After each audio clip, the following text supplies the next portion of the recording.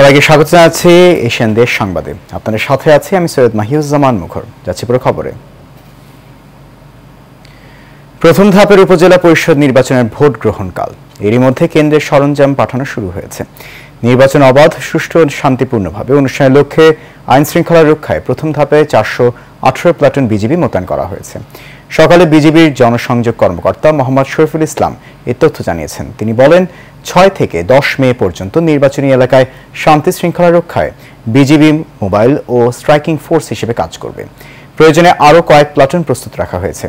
এদিকে একই উদ্দেশ্যে সারা দেশে মোতায়েন করা হয়েছে 1,59,874 জন বাংলাদেশ আনসার ও গ্রাম প্রতিরক্ষা বাহিনীর সদস্য। এদিকে ভোট উপলক্ষে বুধবার 140টি উপজেলায় সাধারণ ছুটি ঘোষণা করেছে সরকার। এবার মোট 4 ধাপের এই নির্বাচনের পরবর্তীতে 3 ধাপের ভোট 23 মে, 29 মে ও 5 জুন অনুষ্ঠিত হবে।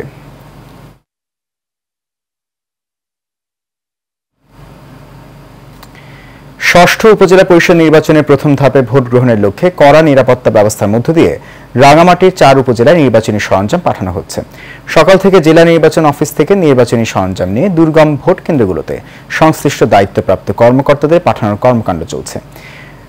জুরাছড়ি উপজেলা সদরের কয়েকটি ভোট কেন্দ্র ও বড়কলের 2টি ভোট কেন্দ্রে সকাল থেকে ballot paper, ballot box, stamp pad এবং অমোচনীয় কালি পাঠানো শুরু হয়েছে। যেসব এলাকায় সড়ক ও নৌপথে যাতায়াত ব্যবস্থা নেই, সে এলাকায় হেলিকপ্টারের সরঞ্জাম পাঠাচ্ছে ইসি। 8 মে ভোট গ্রহণ ও ফলাফল গণনা শেষে পুনরায় নির্বাচনী কর্মকর্তারা ফিরে আসবেন বলে জানিয়েছে জেলার নির্বাচন অফিস।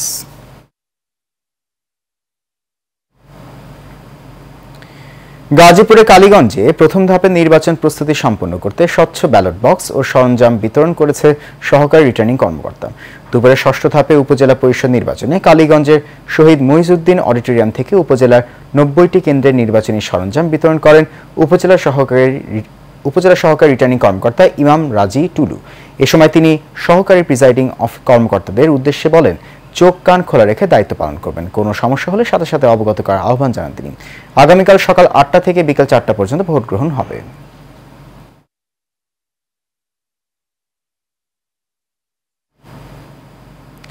প্রধানমন্ত্রী শেখ হাসিনার উন্নয়নের ধারা অব্যাহত রাখতে গাজীপুরের কাপাসিয়াকে একটি স্মার্ট উপজেলা হিসেবে গড়তে পুনরায় মোটরসাইকেল মার্কায় ভোট চেয়েছেন উপজেলা পরিষদের চেয়ারম্যান পদপ্রার্থী অ্যাডভোকেট আমানত হোসেন খান। এ সময় তিনি কাপাসিয়ার বিভিন্ন ইউনিয়নে বেশ কয়েকটি কেন্দ্র ঝুঁকিপূর্ণ বলে মন্তব্য করেন এবং তার কর্মী সমর্থকদের কেন্দ্রে না যাওয়ার জন্য হুমকি প্রদান করা হয়েছে বলেও অভিযোগ করেন। এই ঝুঁকিপূর্ণ কেন্দ্রগুলোতে নিরাপত্তার জন্য আইন শৃঙ্খলা বাহিনী ও সংশ্লিষ্ট সবার প্রতি বাড়তি নজর দেওয়ার অনুরোধ জানান তিনি।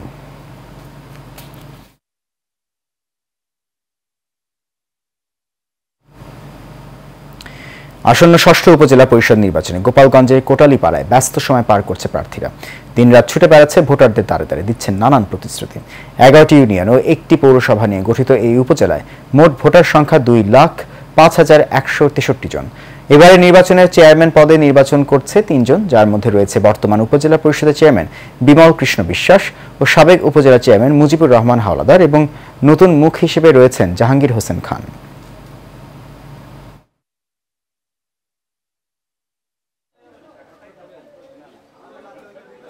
আমার প্রতীক ঘোরাম, জনগণ যেখানে যাচ্ছি জনগণের বিপুল সাড়া পাচ্ছি। জনগণ স্বতঃস্ফূর্তভাবে চিন্তা চেতনা করতেছে যে চিহ্নে মার্কায় তারা ভোট দেবে।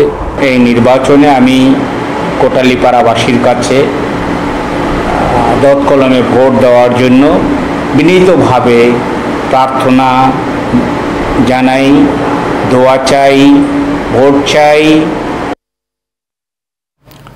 দর্শক, এই পর্যায়ে গাজীপুরের শ্রীপুর উপজেলা পরিষদ নির্বাচনের প্রচারণার সর্বশেষ তথ্য জানাচ্ছেন সহকর্মী আরিফ খান আবির। উপজেলা নির্বাচনে গাজীপুরের শ্রীপুর উপজেলা পরিষদ নির্বাচন চলছে। আপনার প্রচারণার খুব তুঙ্গে আছেন প্রার্থীরা। আমরা এখন রয়েছি গাজীপুরের শ্রীপুর উপজেলার গাজীপুর ইউনিয়নের নগাহলা গ্রামে। এখানে আপনার ঘোড়া প্রতীকে জেলা আওয়ামী লীগের যুগ্ম সাধারণ সম্পাদক অ্যাডভোকেট জামিল হাসান দুর্জয় তিনি এখানে একটি পথসভা করছেন। এই পথসভায় স্থানীয় আওয়ামী লীগের এবং বিভিন্ন অঙ্গ সহযোগী সংগঠন এবং সাধারণ শ্রেণী পেশার মানুষ যোগ দিয়েছেন। আমরা একটু প্রার্থীর সাথে একটু কথা বলতে চাই। ভাই, আপনি একটু দাঁড়িয়ে যদি একটু বলেন যে আপনি তো নির্বাচনী প্রচারণা বেশ কিছুদিন ধরে চালাচ্ছেন, আজকে গাজীপুর ইউনিয়নে এসেছেন, কেমন মানুষের সাড়া পাচ্ছেন? ধন্যবাদ এশিয়ান টিভির দর্শকবৃন্দকে, সকলকে সালাম, আসসালামু আলাইকুম। আমি দীর্ঘ ২৬ বছর আওয়ামী লীগের রাজনীতির সাথে সম্পৃক্ত আছি এবং মানুষের কাছাকাছি থেকেছি গত ২৬ বছর। এই নির্বাচনে যখন আমি দাঁড়িয়েছি তখন স্বাভাবিকভাবেই সংগঠন আমার পাশে দাঁড়িয়েছে এবং আমাদের সকল সাধারণ মানুষ, সকল পেশাজীবীর মানুষ আমার পাশে দাঁড়িয়েছে। কুমিল্লার নাঙ্গলকোট উপজেলা পরিষদ নির্বাচনের মহিলা ভাইস চেয়ারম্যান প্রার্থী সালেহা বেগম পলির প্রার্থিতা আপিল বিভাগ থেকে বৈধ হওয়ায় সব পদে নির্বাচন স্থগিত করা হয়েছে। সোমবার এক ঘোষণায় নির্বাচন স্থগিত করে বাংলাদেশ নির্বাচন কমিশন। কমিশন নির্বাচন পরিচালনা ২ এর উপসচিব মোহাম্মদ আতিয়ার রহমানের এক বিজ্ঞপ্তিতে এসব তথ্য জানানো হয়।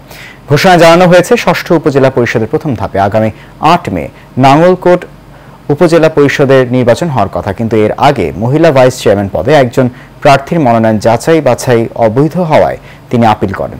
পরে আপিল বিভাগ প্রার্থিতা বৈধ ঘোষণা করায় সব পদের নির্বাচন স্থগিত করা হয়। কিশোরগঞ্জে আনুষ্ঠানিকভাবে অভ্যন্তরীণ বোরো ধান ও চাল সংগ্রহ উদ্বোধন করা হয়েছে। খাদ্যমন্ত্রী সাধন চন্দ্র মজুমদার বেলা ১১টায় ভার্চুয়ালি কিশোরগঞ্জ সহ দেশের ১১টি জেলায় অভ্যন্তরীণ বোরো ধান ও চাল সংগ্রহের উদ্বোধন করেন। উপলক্ষে খাদ্য মন্ত্রণালয়ের সচিব ইসমাইল হোসেনের সভাপতিত্বে জেলা প্রশাসকের কার্যালয়ের সভাকক্ষে ভিডিও কনফারেন্সের ভার্চুয়ালি এক অনুষ্ঠানের আয়োজন করা হয়। বক্তব্য রাখেন জেলা প্রশাসক মোহাম্মদ আবুল কালাম আজাদ, কৃষি সম্প্রসারণ অধিদপ্তরের উপপরিচালক আব্দুস সাত্তার। এ সময় উপস্থিত ছিলেন জেলা পরিষদের চেয়ারম্যান ও জেলা আওয়ামী লীগের সভাপতি বীর মুক্তিযোদ্ধা অ্যাডভোকেট মোহাম্মদ জিল্লুর রহমান সহ আরো অনেকে।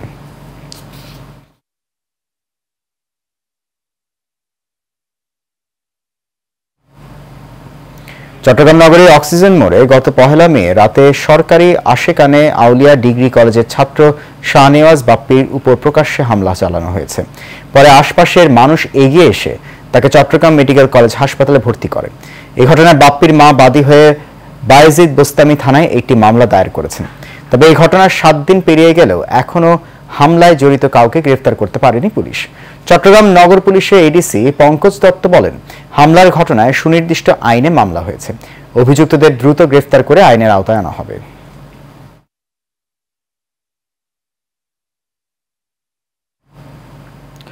কুমিল্লার দেবিদ্বারে সুবিল বুড়িরপাড় গ্রামের বাসিন্দা কৃষক আবু মিয়ার উপর হামলাকারীদের বিচারের দাবিতে সংবাদ সম্মেলন করেছে ভুক্তভোগী পরিবার। সংবাদ সম্মেলনে কৃষক আবু মিয়া জানান, গেল সংসদ নির্বাচনে নৌকার পক্ষে কাজ করায় বিভিন্ন ইস্যু নিয়ে বিরোধ সৃষ্টি করে স্থানীয় বিপুল মাস্টার। তার বাহিনী দিয়ে তাকে পিটিয়ে ও কুপিয়ে আহত করে। পরে কুমিল্লা মেডিকেল কলেজ হাসপাতালে চিকিৎসার পর থানায় অভিযোগ দিলেও এখনও মামলা নেয়নি পুলিশ। তিনি ঘটনার সুষ্ঠু বিচার দাবি করেন।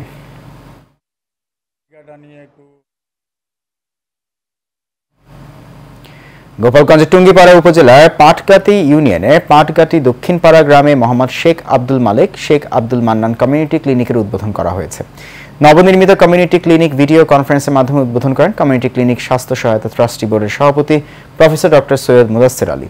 শেখ ইলিয়াসুর রহমানের সঞ্চালনায় ক্লিনিক উদ্বোধন উপলক্ষে মতবিনিময় সভায় Gopalganj civil surgeon doctor Zillur রহমানের সভাপতিত্বে স্বাগত বক্তব্য রাখেন অস্ট্রেলিয়ার রাষ্ট্রদূত এম আল্লামা সিদ্দিকী, বিশেষ অতিথি হিসেবে মাহবুব আলী খান, সভাপতি গোপালগঞ্জ জেলা আওয়ামী লীগ। নাটোরের সিংড়ায় ধানবাহী ট্রাক্টরের নিচে চাপা পড়ে মোহাম্মদ আরমান নামের এক কিশোর চালক নিহত হয়েছেন। সকাল ৯টার দিকে এই দুর্ঘটনা ঘটে। সিংড়া থানার ভারপ্রাপ্ত কর্মকর্তা আবুল কালাম আজাদ ও স্থানীয় প্রত্যক্ষদর্শী জানান, সকালে মামার ট্রাক্টর নিয়ে ছোট চৌর গাড়ি বিলে কাটা ধান বয়ে আনতে যায় আরমান। ধান বোঝাই করে ফিরে আসার সময় মূল রাস্তায় ওঠার সময় ট্রাক্টরটি উল্টে যায়। এতে ট্রাক্টরের নিচে চাপা পড়ে ঘটনাস্থলে নিহত হয় আরমান। এ সময় ৩ জন ধান কাটা শ্রমিক আহত হন। খবর পেয়ে পুলিশ ঘটনাস্থলে গিয়ে ট্রাক্টরটি এখনও উদ্ধার করা সম্ভব হয়নি। আরমানের মরদেহ উদ্ধার করে তার বাড়িতে নিয়ে যাওয়া হয়। কুষ্টিয়া দৌলতপুরে ভাঙা বৃষ্টিতে ঝুঁকিপূর্ণভাবে চলাচল করছে প্রায় ২০ সহস্রাধিক মানুষ। ১৯৭১ সালে পানি উন্নয়ন বোর্ডের তত্ত্বাবধানে ৫ কাটা খালের উপর প্রায় ৪০ মিটার দৈর্ঘ্যের ব্রিজটি নির্মিত হয়েছিল কুষ্টিয়ার দৌলতপুর উপজেলার খুলিশাকুণ্ডি ইউনিয়ন পরিষদের উত্তর পাশে। কাটাখালের উপরে সেতুটির মাঝখানে ভেঙে গর্ত হয়ে গেছে, ফলে ঝুঁকি নিয়ে ওই সেতুর উপর দিয়ে চলাচল করছে কয়েক গ্রামের মানুষ ও যানবাহন। সোহানুর রহমান শিপনের তথ্য ছবিতে বিস্তারিত জানাচ্ছেন শেখ ফাহিম। কুষ্টিয়া দৌলতপুরে ভাঙা ব্রিজটির উপর দিয়ে যানবাহন চলাচল ঝুঁকিপূর্ণ জেনেও মালবাহী ট্রাক, বাস, স্যালো ইঞ্জিন চালিত ট্রলি, সিএনজি চালিত অটোরিকশা ও ব্যাটারি চালিত রিকশা চলাচল করছে। যানবাহন চলাচলের সময় যে কোনো মুহূর্তে ব্রিজটি ভেঙে গিয়ে হতে পারে বড় ধরনের দুর্ঘটনা। বৃষ্টি অকেজো হয়ে গেলে দেশের বিভিন্ন প্রান্তে কাঁচামাল সরবরাহে বিঘ্ন করতে পারে। তাই এই বৃষ্টি দ্রুত পুনর্নির্মাণের দাবি পথচারী সহ এলাকাবাসীর।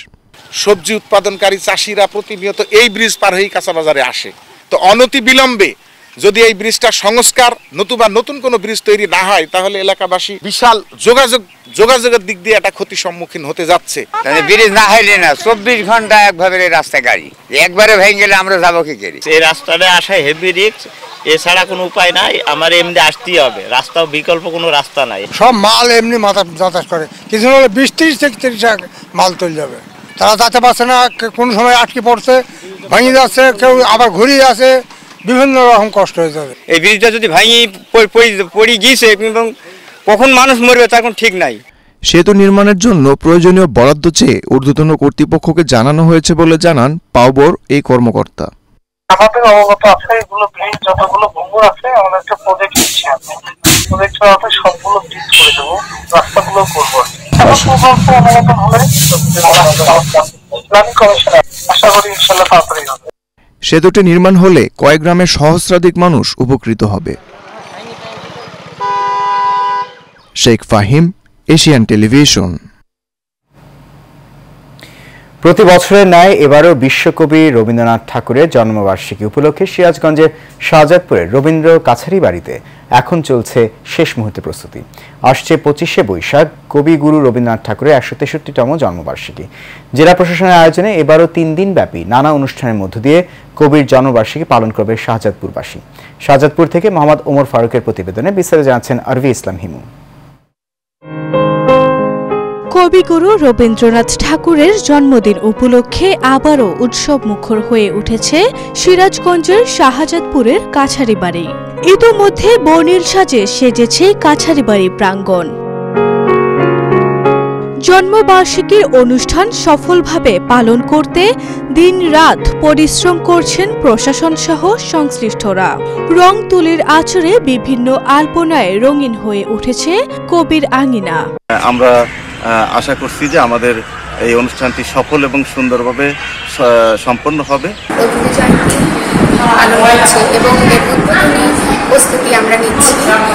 ইতোমধ্যে দেশি বিদেশি রবীন্দ্র ভক্তদের পদচারণায় মুখরিত হয়ে উঠেছে কাছারি বাড়ির প্রাঙ্গণ। তাই তো শাহজাদপুর জুড়ে বিরাজ করছে উৎসবের আমেজ। বিশ্বকবি রবীন্দ্রনাথ ঠাকুর আমাদের প্রাণের কবি, আমাদের ঘরের কবি, এটি আমাদের গর্ব। কবিগুরু রবীন্দ্রনাথ ঠাকুরের জন্মবার্ষিকীর জন্য এখানে যে প্রস্তুতি চলতেছে সেটা দেখার জন্য আমি শুধু দূর থেকে আসি। অনুষ্ঠানে আগত অতিথিবৃন্দ ও রবীন্দ্র ভক্তদের স্বাগত জানাতে প্রস্তুতি নেওয়া হচ্ছে বলে জানালেন উপজেলা নির্বাহী কর্মকর্তা। আমরা একটা অত্যন্ত আড়ম্বরপূর্ণভাবে এবং খুব আড়ম্বরভাবে আমরা রবীন্দ্র জয়ন্তী, যেটা আমরা রবীন্দ্র 163তম জন্মবার্ষিকী আমরা উদযাপন করব। বিশ্বকবির জন্মবার্ষিকী উপলক্ষে কবির স্মৃতি বিজড়িত রবীন্দ্র কাছারি বাড়িতে 25শে বৈশাখ থেকে শুরু করে 3 দিনব্যাপী রবীন্দ্র গান, নৃত্য ও নাটক সহ নানা কর্মসূচির আয়োজন করা হয়েছে। আরভি ইসলাম হিমু, এশিয়ান টেলিভিশন। এশিয়ান দেশ সংবাদ এই পর্যন্তই। আমাদের পরবর্তী সংবাদ দেখার আমন্ত্রণ রইল। এতক্ষণ সঙ্গে থাকার জন্য অনেক ধন্যবাদ সবাইকে।